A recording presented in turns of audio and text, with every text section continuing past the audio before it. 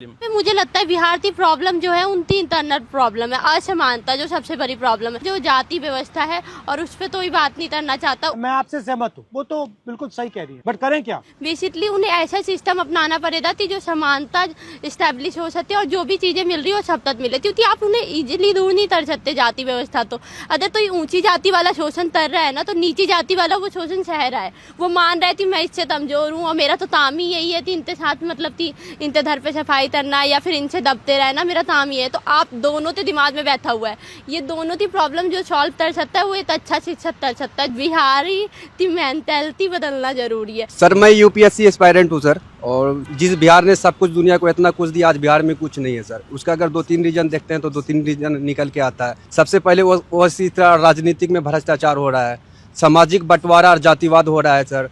उसके बाद शिक्षा की बदहाली हो रही है, उसके बाद ढांचागत विकास की कमी है। तो शिक्षा की बदहाली ऐसा है कि सर हम यूपीएससी का तैयारी कर रहे हैं, पेपर बिहार में लीक हो जा रहा होता है। जब अपने हक की आवाज़ उठा रहे हैं तो लाठियाँ खाने को मिलता है। तो इस तरह से हम लोग यहाँ पे 15,000 20,000 रुपये खर्चा कर रहे हैं। उसके बाद परचेसिंग पावर नहीं है उतना कि आप कोचिंग संस्था ले सकते हैं। एजुकेशन में सर हाईएस्ट जीएसटी है sir, second highest GST 18% GST है।